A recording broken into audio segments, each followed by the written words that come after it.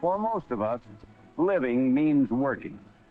So to get the most out of life, men looked for a way of making machines do some of their work.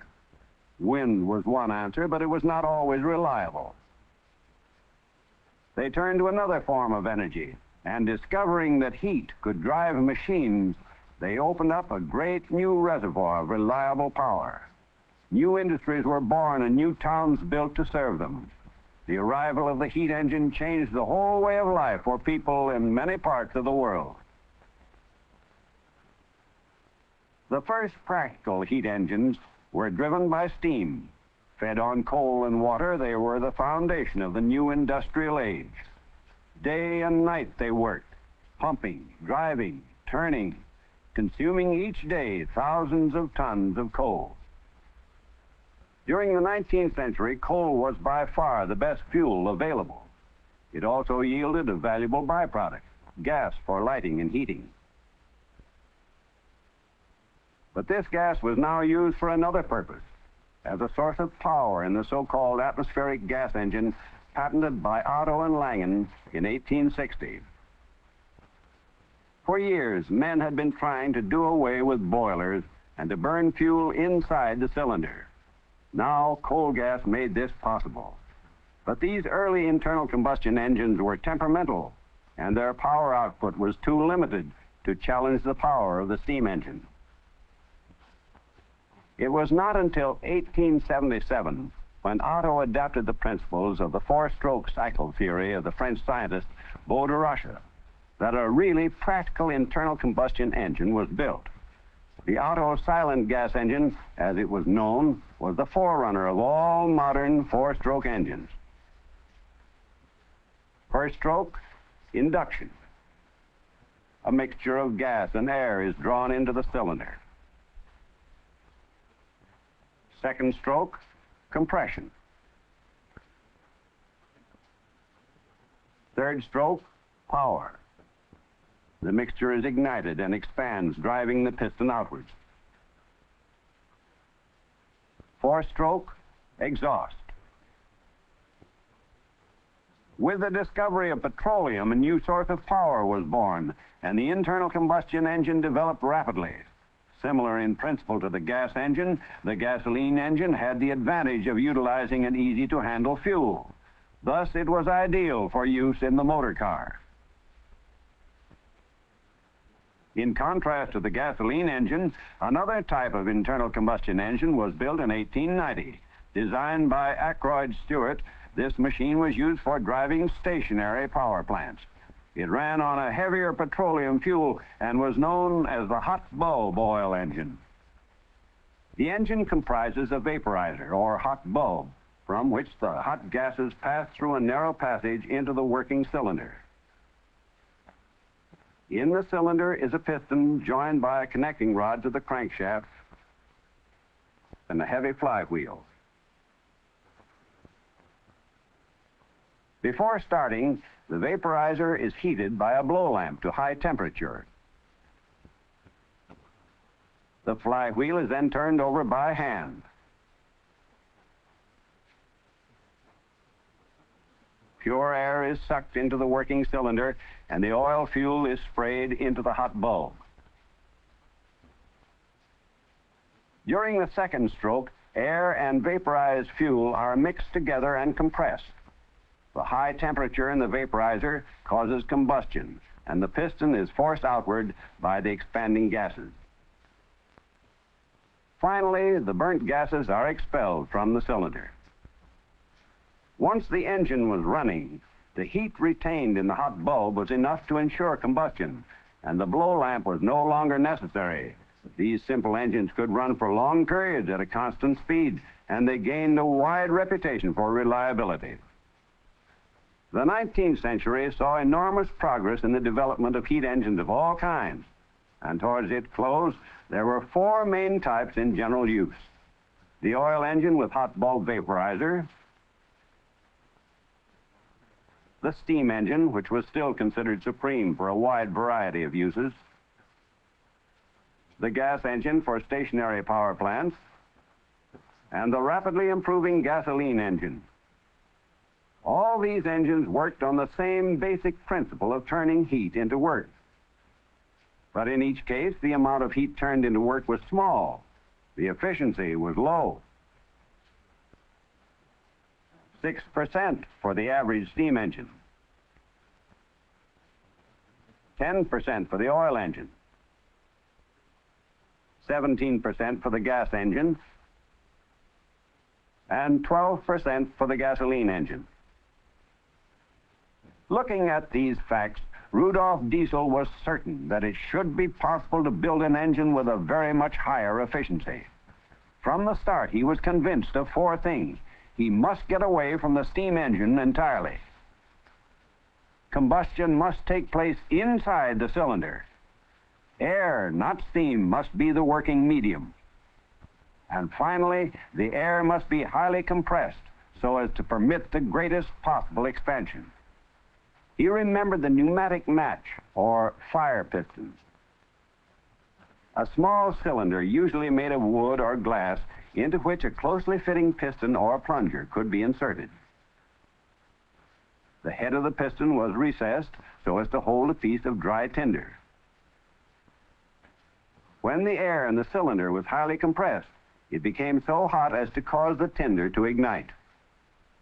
The fire piston gave a clue to a practical means of securing combustion inside the cylinder. Compression, ignition. Diesel adapted this principle to the internal combustion engine and described the cycle for the first time in 1892. A downward stroke of the piston. Pure air is sucked into the cylinder. The air is then compressed to the point where it reaches the temperature necessary for combustion. Fuel is introduced into the compressed air. Owing to the high temperature, it takes fire and produces heat, which is turned into work. During the fourth stroke, the spent gases are forced out of the cylinder. The first experimental engine was built at Augsburg in Germany during 1893.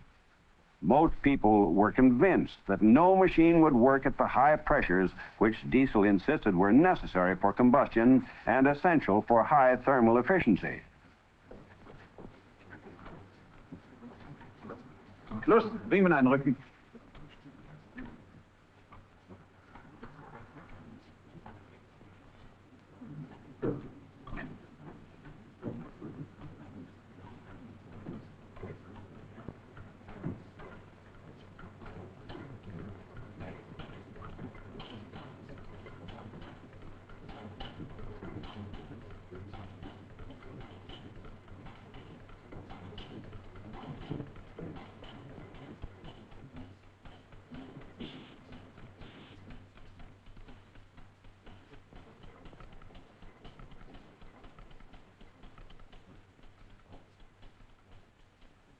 This engine never ran under its own power. One of the main problems facing Diesel arose from the high pressures inside the cylinder. An exact quantity of oil fuel had to be sprayed finely and accurately through a dense wedge of compressed air. It was found that the fuel pump by itself could not do the job effectively. So an air pump was added, which could blow the fuel into the combustion chamber. The principle was similar to that of a perfume atomizer. The method was known as Airless Injection.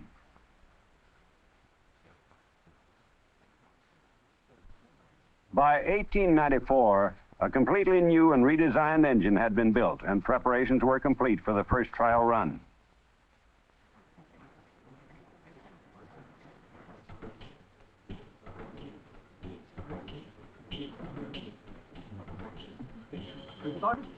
Aufgeregt! Jawohl.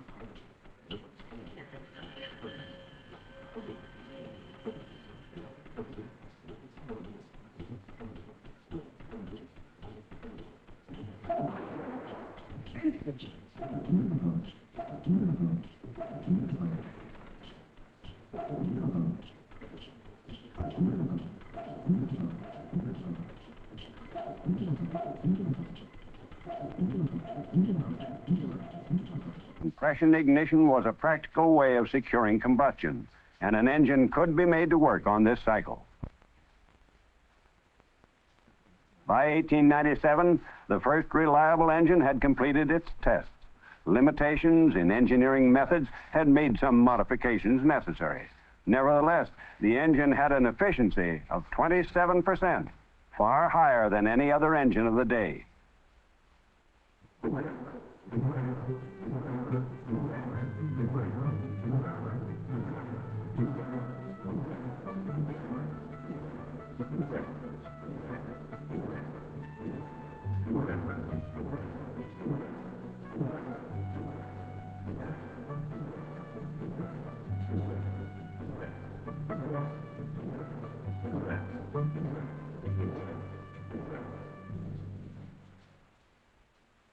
By the turn of the century, the diesel engine was in regular production. The first models built under license were large single-cylinder units with a maximum speed of less than 200 revolutions per minute. Manufacturers in various countries made some modifications to the original design, and a few horizontal engines were built. These were reminiscent of Ackroyd Stewart's earlier engine, but with much higher compression and no hot bulb.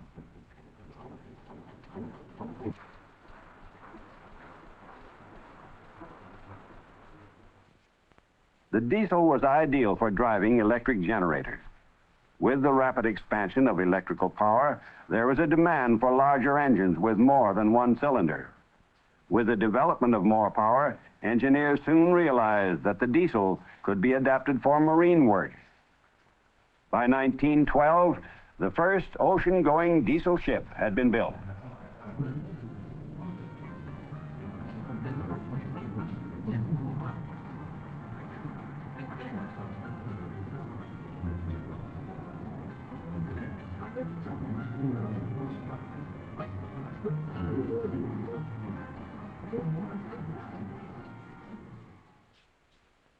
The Zealandia of 7,400 tons was built at Copenhagen by Burmeister and Wayne.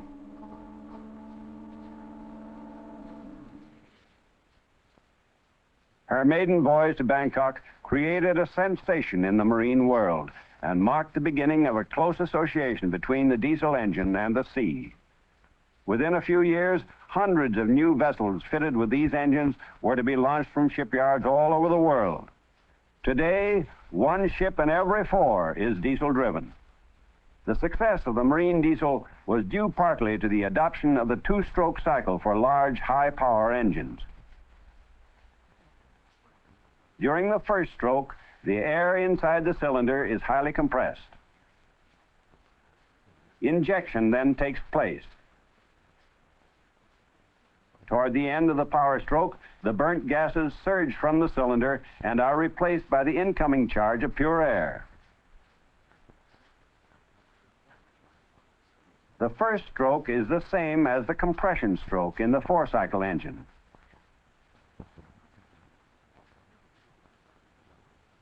The second stroke combines power, exhaust, and induction and completes the cycle.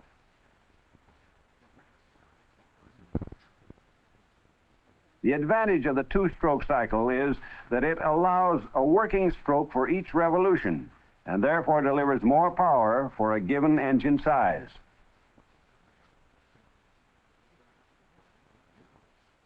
But more power was not the only requisite.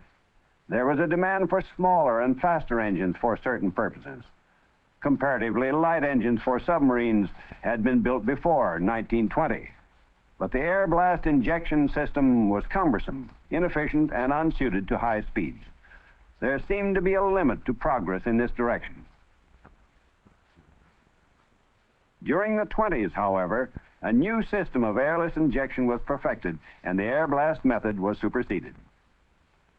The so-called jerk-type pump meters an exact quantity of fuel which is delivered at high pressure and broken into a fine spray at the injector nozzle.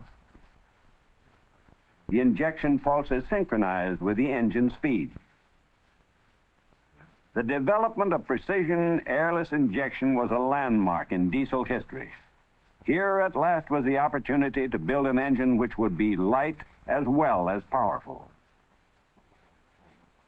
10 years of hard work and patient research were necessary before the high-speed engine could go into regular production. These engines are more sensitive than the low-speed types, and a great deal of work on combustion problems and the development of new fuels and lubricants was necessary. Then there were other aspects. For example, trucks, tractors, and small boats fitted with high-speed diesel engines may have to work in regions with temperature well below zero. Practical tests of starting and running at these low temperatures were carried out in special laboratories. This is only one example of the vast field of research and experiment which lies behind the production of the modern diesel. Today, engines of all types and sizes are in large-scale production throughout the world. Medium-speed engines for express trains, small high-speed engines for trucks and buses, diesels for tractors and bulldozers and agricultural machines, miniature engines for model cars and model aircraft, huge double-acting types for generating electrical power and for driving ships, two-stroke and four-stroke engines for 100 uses. The diesel has always had a reputation for efficiency and reliability. Like every other machine, it owes much to the past. To Ackroyd Stewart, whose early work laid the foundation for the solid injection engine. To the pioneers who discovered how to turn heat into work. To the scientists who learned about the nature of heat. To the engineers who have adapted their theories to practice. And to the petroleum technologists who have constantly developed new and better fuels and lubricants. It is through their work and knowledge that we have the modern diesel, the most efficient and most versatile of all heat engines.